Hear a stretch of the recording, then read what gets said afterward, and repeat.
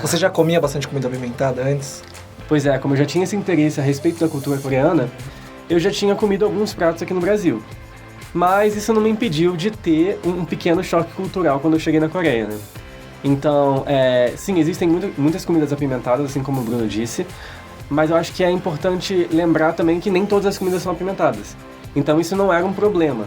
A faculdade, o próprio refeitório da faculdade disponibilizava opções internacionais, né, opções mais ocidentais e também até opções veganas. Então tem muita gente que tem restrição alimentar ou que tem uma dieta diferente e que vai se preocupar com isso, mas principalmente em Seul, né, a quantidade de restaurantes estrangeiros, tanto de comida brasileira quanto de comida mexicana, fast food americano, outras comidas de outros países, estava bem disponível. Então isso não foi um problema para mim.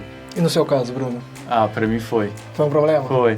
No início eu não estava acostumado com a comida apimentada, mas como ele falou, existem alternativas com menos pimenta e é uma coisa viciante, porque depois que você começa a ficar acostumado com a pimenta, é difícil largar, porque seu paladar se acostuma e cada vez mais você quer um pouquinho mais de pimenta. E uma coisa diferente é que como eu tentava economizar um pouco de dinheiro, eu comia muito no refeitório da universidade. Lá a gente tinha algumas opções com um paladar um pouco mais parecido com o nosso, principalmente com carne de porco e frango. Até o tempero às vezes lembra um pouco do jeito que a gente prepara, mas também tinha a opção coreana. Então eu fui aos poucos misturando, comendo mais e mais a comida coreana até me acostumar, e depois que você pega o gosto, aí é difícil de parar de comer comida coreana. Ou seja, eu acho que a questão alimentar na Coreia, para quem está indo fazer intercâmbio, não é alguma coisa muito difícil de você se adaptar, porque as universidades dão aquele suporte com várias opções dentro dos refeitórios, para que mesmo que a pessoa não consiga comer a comida mais apimentada, ela possa ter outras opções de comida, né? E principalmente para poder evitar gastos, né, desnecessários comendo fora, porque a gente sabe que muitas vezes quem está indo fazer intercâmbio também não tem todo aquele dinheiro para ficar gastando com alimentação. Então o refeitório das universidades acho que é uma boa alternativa para a gente poder não só economizar dinheiro, mas também não sofrer com a questão da pimenta, certo? E adicionando só mais uma informação que eu acho útil, a Seoul National University tinha um refeitório que oferecia todo dia uma refeição pelo preço de $1. Então é um valor bem baixo e que ajuda a gente a poupar esse dinheiro, né? Então, mesmo que você tivesse de férias, você podia usar esse refeitório, e isso auxiliava muito os estudantes, sobretudo estudantes estrangeiros, né? Que estavam ali tentando economizar ao máximo. As refeições, elas são só almoço ou tem outras também, por exemplo, jantar? Como é que funciona? E era só dias de semana ou tem final de semana também? Na Caixa tinha os três. Tinha o café da manhã, almoço e janta no refeitório. Café da manhã na Coreia é quase igual ao almoço. É comida mesmo, né? Tem comida mesmo, arroz e tudo para comer no café da manhã. Isso foi um choque no primeiro momento. E além disso, na Caixa também tem Burger King e alguns restaurantes com uma cozinha um pouco mais internacional. E final de semana você podia acessar também os refeitórios? Sim, no final de semana também os refeitórios estavam abertos, porque, como eu comentei, a maioria dos alunos ficam em dormitório. A minoria é que consegue alugar apartamento fora, ou quando alugam um apartamento fora, geralmente eles dividem. E mesmo esses alunos, eles comem dentro da faculdade para economizar, porque a comida dentro da universidade é subsidiada. Sim. É muito mais barata do que comer em restaurante. Então fica aí uma dica para quem está planejando fazer intercâmbio, como economizar com refeições na Coreia. Bom, então agora eu queria uma opinião de cada um de vocês dois, uma indicação. No seu caso, Bruno, qual o alimento que você mais gostou da culinária coreana e que você indica, já que você não consegue comer comidas muito apimentadas? Quando você chega na Coreia, uma das primeiras coisas que você se acostuma é com o churrasquinho coreano. Então, o churrasquinho coreano, que eles chamam de samgyeopsal, é um jeito fácil para nós se acostumarmos com a comida coreana, e como vem com vários side dish, né, que são os pratinhos com kimchi e tudo mais, a gente consegue ir misturando. Você mesmo prepara em uma grelha que tem no meio da mesa, você coloca ali os ingredientes, prepara e come. Mas isso é num primeiro momento. Depois que você se acostuma, até hoje eu sinto falta de um bom takalbi para comer na hora da janta. Legal. E do seu lado? Acho que gostava de muitas comidas, mas Jimtak era uma das que eu mais gostava. E para recomendar brasileiros, eu acho que o Samgyetang. Samgyetang. Que no primeiro momento pode chocar um pouco, né? Porque tem uma aparência um pouco curiosa, Sim. diferente do que a gente come aqui. É um frango, mas é feito de forma diferente. Mas é muito saudável, eu acho que tem um paladar parecido com o brasileiro. Não tem nada muito forte, não é apimentado. Então fica aí de dica para quem quer experimentar comida coreana. Então, para você que tem medo de conhecer a culinária coreana, não precisa ter essa preocupação em relação à pimenta, porque existem muitos pratos ali que se identificam, que são muito bons pro paladar brasileiro também.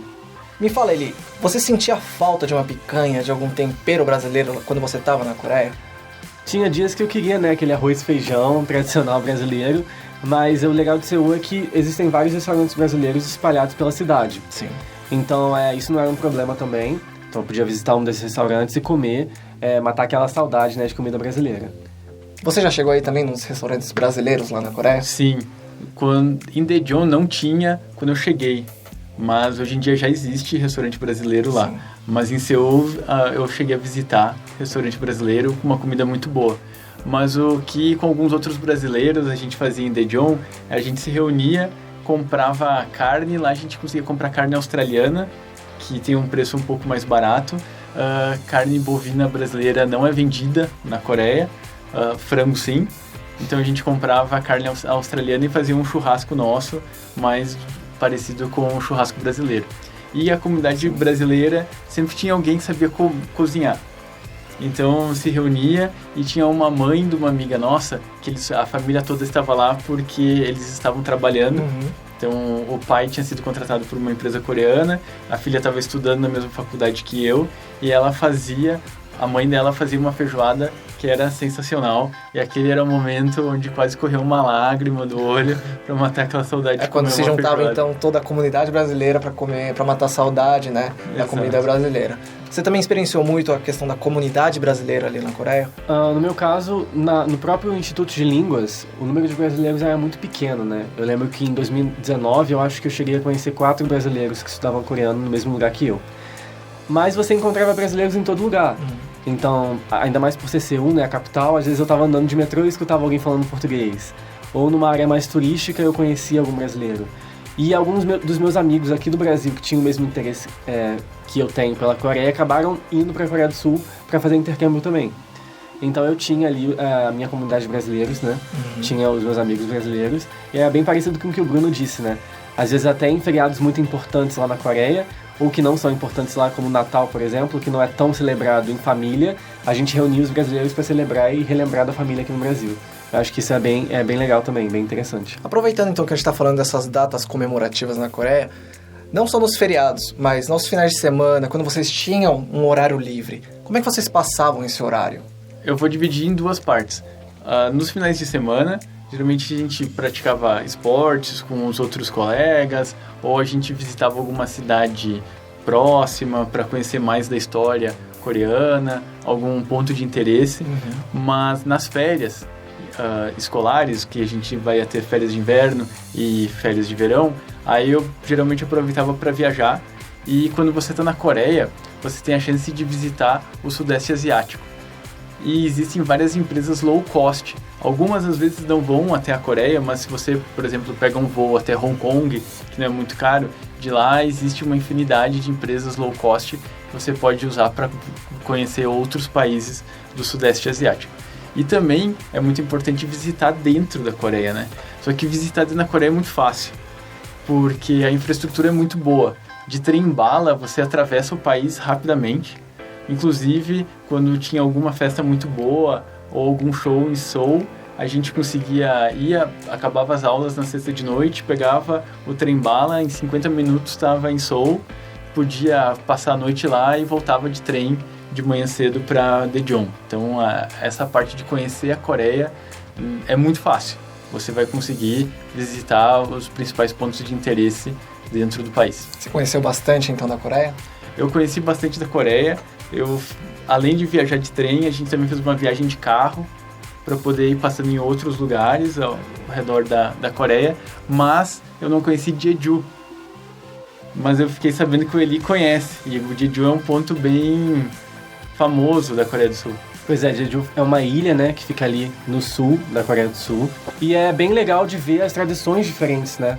Tanto no que eles chamam de Satori, né, que é o sotaque dos coreanos que moram naquela região, quanto nas comidas, porque como é uma ilha, as comidas são bem focadas ali em frutos do mar, peixe, né? É tudo muito fresco. As paisagens são muito bonitas também. Então aí fica uma dica de viagem dentro da Coreia do Sul, que também não é muito cara. De avião você demora menos de 1 hora, né? Como se fosse Rio-São Paulo, para fazer essa comparação. E foi uma das melhores viagens que eu fiz no país. Tirando isso, assim como o Bruno, durante o fim de semana eu aproveitava com os amigos, né?